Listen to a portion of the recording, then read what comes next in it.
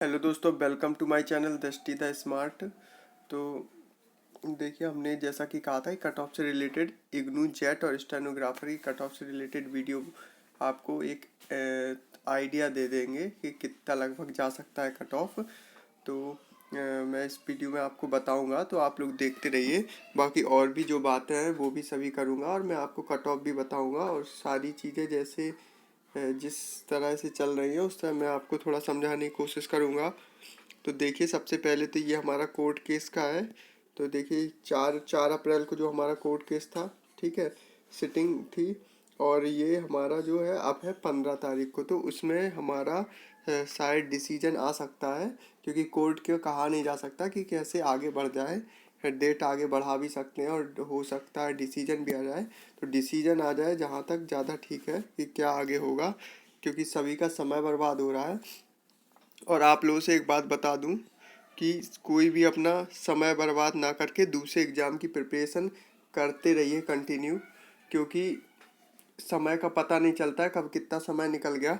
अब मैं ही आपसे बता दूं कि ये जो एग्ज़ाम हुआ था, इस इग्नू जेट में मेरा भी नाम था, मेरा भी फाइनल लिस्ट में नाम था आप लोगों से, जैसा कि मैंने पहले ही बता चुका हूँ इग्नू जेट में। तो इसका जब रिजल्ट आया उसके बाद मेरा एग्ज़ाम, दूसरा एग्ज़ाम हुआ, इसका रिजल्ट आया, है ना। उसके बाद दूसरा एग्ज़ाम हुआ, और उस पे मैं, उसमें भी टाइपिंग वगैरह थी, मैं देने नहीं जा रहा था। मैंने कहा एक में हो ही गया है, मन नहीं था लेकिन चला गया, फिर भी गया वहाँ पर, और मैंने टाइपिंग वगैरह सब दी। उसका रिजल्ट भी आ गया, और उसके ज्वाइनिंग के 2 महीने भी होने वाले हैं, और एक जो 1 मंथ की सैलरी भी आ गई है, ठीक है।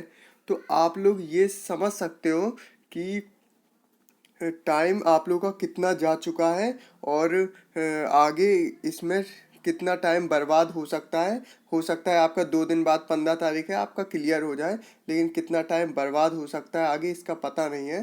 तो आप लोग दूसरे एग्ज़ाम की तैयारी करते रहिए। ये मैंने एग्जाम्पल देके आपको समझाया है कि क्योंकि मैं भी आप ही की जगह था, है ना।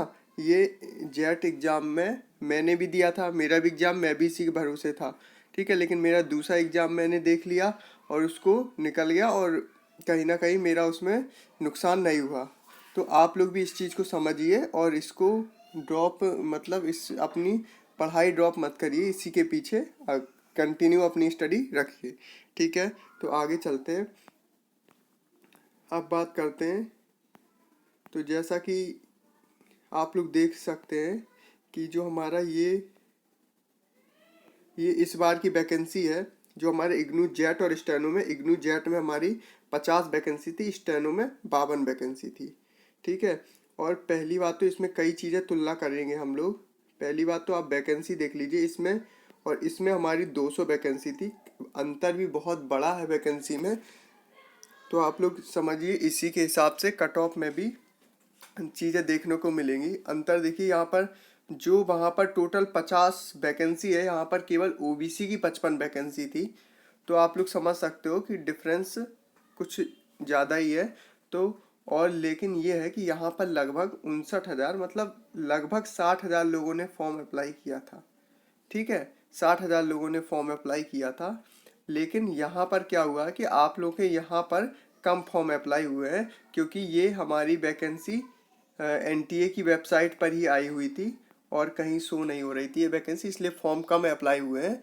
लेकिन इसमें क्या है, फॉर्म तो कम अप्लाई हुए हैं, लेकिन उसी हिसाब से वैकेंसी भी बहुत कम है, ठीक है। अब देखिए, आप जहाँ वहाँ पर एसटी की 12 वैकेंसी थी, यहाँ पर 14 है। जहाँ ओबीसी की 55 वैकेंसी थी, वहाँ पर 14 वैकेंसी है मात्र यहाँ पर। तो आप लोग देख सकते हो कितना बड़ा वो है। और इसमें तो इससे कट ऑफ का कहीं ना कहीं इससे अंदाज़ा लगाया जा सकता है, क्योंकि इसमें अभी ये तो कंफर्म नहीं हुआ है कितने बच्चों ने पेपर दिया है। हाँ, बाकी वो लोग, हम लोग कुछ अंदाज़ा लगा सकते हैं जिनका लास्ट में अप्लाई किया उसके हिसाब से। लेकिन क्या है ना, वो जो दिखा रहा था वो इग्नू जेट और स्टेनो, है ना, दोनों को लेके दिखा रहा था। और कई लोगों ने दोनों फॉर्म भरे हुए हैं, कई लोगों ने सिंगल फॉर्म भरा हुआ है, कई लोगों ने अपनी, जिन्होंने दोनों फॉर्म भरे हुए हैं उन्होंने अपनी स्टेनो की आंसर की ही नहीं देख पाई क्योंकि ओपन ही नहीं हो रही थी। तो ऐसे बहुत सारे मुद्दे हैं। तो मैं आपको बताऊंगा ये जो कट ऑफ है हमारी, 1 मिनट, ये जो कट ऑफ है आप देख सकते हो कि हमारी ये कट ऑफ है ओनली फॉर रिटन एग्जाम जिसमें क्लियर हो गया था हमारा। अनरिजर्व की 101 पॉइंट समथिंग है, ईडब्ल्यूएस की 93 है, ओबीसी की कितनी है 94 है, एससी की 91 है, एसटी की 87 है, पीडब्ल्यूडी की 89 है, और एक्स सर्विसमैन की कितनी है 60 है, और एसपी मतलब स्पोर्ट्स वालों की कितनी है 70 है। तो आप लोग ये देख सकते हो। और जो किसी ने ये एनालिसिस किया था, ये डाटा भेजा हुआ था मेरे टेलीग्राम चैनल में। तो आप लोग सभी लोग टेलीग्राम चैनल ज़रूर ज्वाइन कर लीजिएगा क्योंकि वहाँ पर आपको जानकारी तुरंत मिल जाएगी, जो भी जानकारी आएगी सबसे पहले आपको मिल जाएगी। और आप लोग ज़रूर से ज़रूर ज्वाइन कर लीजिएगा। एक इग्नू का स्पेशल चैनल भी, मतलब टेलीग्राम चैनल भी है, उसका भी लिंक दे दूँगा, उस पर भी आप लोग ज्वाइन हो जाइएगा, ठीक है। और देखिए आप, ये जो हमारी कट ऑफ थी वो रिटन एग्ज़ाम की थी, और ये जो हमारी कट ऑफ है ये फाइनल कट ऑफ है। मतलब जो हमारे वहाँ पर 101 में सिलेक्शन हो रहा था जिसका रिटन एग्ज़ाम में, वो यहाँ पर मिनिमम सबसे कम जो जिसका सिलेक्शन हुआ वो 118.191 नंबर का है, ठीक है। और यहाँ पर कितना है 105, और जो हमारा मैक्सिमम है वो भी यहाँ पर लिखा हुआ है, लेकिन हमें मिनिमम से देखना है कितना है। तो हमारी मिनिमम कितनी कट ऑफ गई है 118.91 कट ऑफ गई है। और हमारी ये ईडब्ल्यूएस की 105, ओबीसी की 109, एससी की 102 और एसटी की 94 है। तो आप लोग देखिए टाइपिंग के बाद भी वेरिएशन मिला है, हालांकि इन्होंने 10 गुना बच्चे बुलाए थे। हाँ वो हो जाता है, जैसे लास्ट जितनी कट ऑफ लगाते हैं उसके लास्ट जो कट ऑफ लगाते हैं तो उसमें जितने लड़के आते हैं, बच्चे आते हैं, जो भी जितने लोग आते हैं उन सब को ले लेते हैं, क्योंकि लास्ट वाले मार्क्स से सबको ले ले, थोड़ा 10 गुना से ज़्यादा बढ़ जाते हैं बच्चे, ठीक है। तो इसीलिए थोड़े बच्चे ज़्यादा हो जाते हैं 10 गुने से, और कुछ नहीं है। लास्ट कट ऑफ वालों को सभी को ले लिया जाता है, ठीक। तो आप लोग डिफरेंस देख लिए। बाकी वैकेंसी का मैं आपको बता दूं, वैकेंसी जिस हिसाब से डिफरेंस है, तो मेरा मानना है कि कट ऑफ, क्योंकि मैंने कुछ लोगों से जिन्होंने इस बार भी एग्ज़ाम दिए थे, उस बार भी एग्ज़ाम दिए हैं, तो उन्होंने भी बताया कि मार्क्स उनके कहीं ना कहीं पिछले एग्ज़ाम की तुलना में इस बार कम मार्क्स बने हैं। तो आप लोग जिन्होंने भी दोनों एग्ज़ाम दिए हैं, एक बार आप लोग भी बताइए क्या यह सही बात है। तो मैंने कई लोगों से पूछा तो उन्होंने बताया हाँ कम मार्क्स बने हुए हैं। तो उसी हिसाब से मैं आपको बता दूं, तो उसी हिसाब से हमारी कट ऑफ भी इसमें वेरिएशन देखने को मिलेगा। आप लोग ये जो कट ऑफ दी गई हुई है इसमें ±5 कर सकते हो अपनी कट ऑफ, ठीक है। ±4 लगभग आप लोग कर सकते हो। आप लोग ये ना समझिए जिसके मतलब, क्योंकि मैंने आपको बताऊं, मैंने वो गूगल फॉर्म एनालिसिस भी किया था, लोगों के 100+ भी नंबर बहुत लोगों के आए हैं। तो आप लोग समझ लीजिए कि वैकेंसी भी कम है, और मैंने गूगल फॉर्म भराया था तो ज़्यादा लोगों ने फिल तो नहीं किया, लेकिन फिर भी उसमें भी कई लोगों के 100+ मार्क्स हैं, ठीक है। तो उसी हिसाब में आप ये जो cut off previous year I है, क्योंकि इसी से हम तुलना कर रहे हैं, पिछली वैकेंसी से कर रहे हैं। एग्ज़ाम का लेवल भी लगभग वैसा ही था, जो दो लोग एग्ज़ाम दिए वो समझ सकते हैं, ठीक है। और एग्ज़ाम में इस बार नंबर भी थोड़े कम रहे, तो आप लोग ±5 कट ऑफ इसी से लेके चल सकते हैं। अब आप कहेंगे आपने तो आगे पीछे दोनों की ±5 बता दिया है। मैंने इसलिए बताया है ±5 क्योंकि माइनस वाला भी ये नहीं कि 95 वाला अपने आप को सेफ नहीं समझ सकता, वो भी अपने आप को सेफ समझे अनरिजर्व में, ठीक है। क्योंकि क्या होता है ना कि जो हमारा वैकेंसी रहती है और जो हमारे अपीयर बच्चे होते हैं उसका बहुत बड़ा इफेक्ट पड़ता है, पूरा इफेक्ट उसी का रहता है। आप लोग जानते हो इसमें वैकेंसी है कम, ठीक है। अब उसमें कितने लोगों ने फॉर्म भरा है उसके हिसाब से, और दूसरी सबसे बड़ी चीज़ है, और अगर जिसको ज़्यादा लग रही है कि मैंने कट ऑफ ज़्यादा बता दिया, तो उनके लिए भी एक बात बता दूं कि जो हमारे पिछले बार जो लड़के टाइपिंग से बाहर हो गए थे, है ना, वो 97% बच्चों ने फिर से फॉर्म अप्लाई किया है। जो उसका एग्ज़ाम क्लियर कर चुके थे रिटन एग्ज़ाम, उन्होंने फिर से फॉर्म अप्लाई किया है। तो आप लोग समझ लीजिए, उन्होंने फॉर्म अप्लाई किया है और जितनी वैकेंसी उससे ज़्यादा तो वही कैंडिडेट हैं। तो आप लोग का कंपटीशन किससे आप लोग समझ सकते हो। जो एक बार उस एग्ज़ाम को क्वालिफाई कर चुका है वही एग्ज़ाम दोबारा दे रहा है। कहीं ना कहीं वो टाइपिंग से बाहर हो गया था या फाइनल मेरिट से बाहर हो गया था। तो इसी हिसाब से मैंने आपको प्लस माइनस कट ऑफ बताई है कि दोनों तरफ से और कितने स्टूडेंट बैठे हैं। तो आप इसमें +-5 इसी में लेके चल सकते हो, ठीक है। क्योंकि कट ऑफ बिल्कुल एक्यूरेट नहीं बताई जा सकती, वो आप लोग भी जानते हो। और मैंने जो डाटा लिया था वो जितना डाटा आया उसी हिसाब से बताया, क्योंकि इतने ज़्यादा लोगों ने डाटा भी फीड नहीं किया था उसमें, ठीक। तो उसी हिसाब से आपको बता रहा हूँ, प्लस माइनस वाले आप सेफ समझ सकते हो अपने आप को। रिटन एग्ज़ाम आपका क्लियर हो जाएगा। तो आप लोग, ये मैंने रिटन एग्ज़ाम के हिसाब से बताई हुई है क्योंकि ये रिटन एग्ज़ाम की ही कट ऑफ है, ठीक है। तो आप लोग इसको लेके चल सकते हो। और ये मैंने अभी आपको बताई है जेट की बात बताई हुई है, जेट की, ठीक है।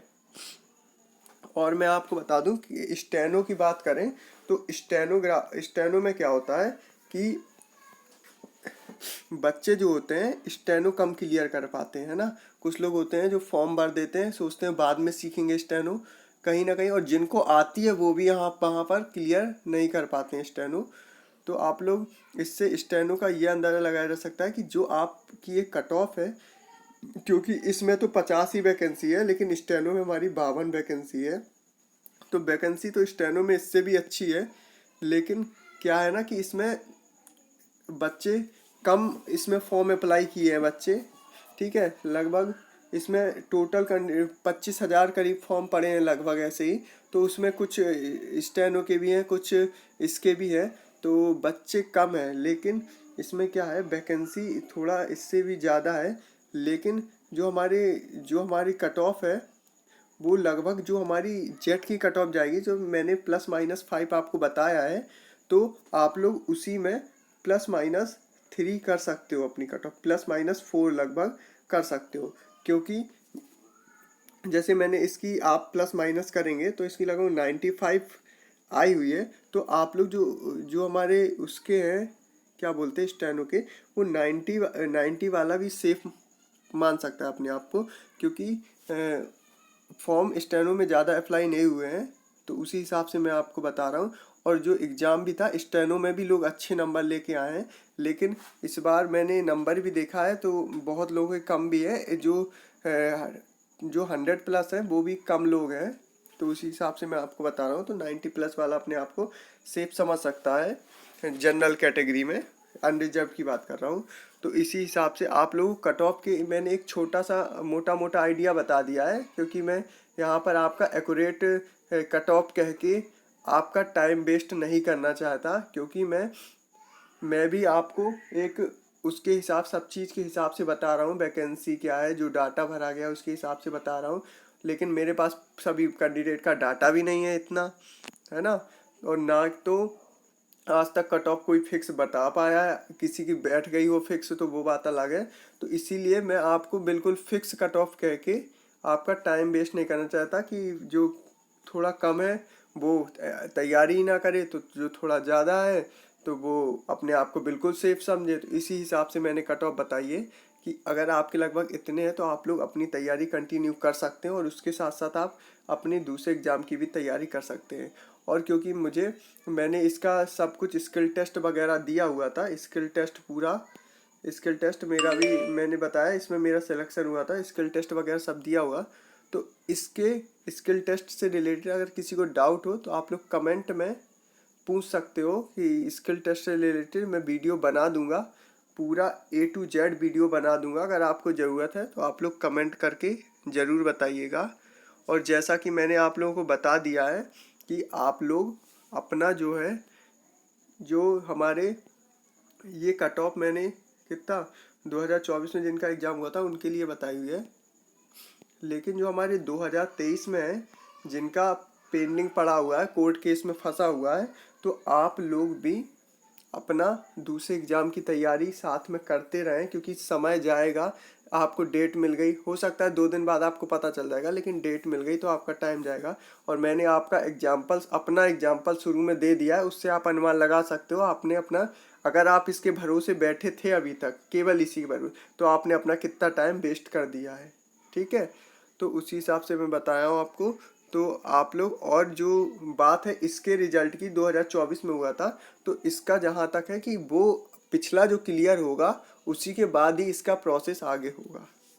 तो ठीक है, तो सभी लोग वीडियो को लाइक ज़रूर कीजिएगा ज़्यादा से ज़्यादा, और टाइपिंग से रिलेटेड अगर आपको वीडियो चाहिए तो कमेंट में बताइएगा, और ज़्यादा से ज़्यादा लोगों के पास शेयर करिएगा।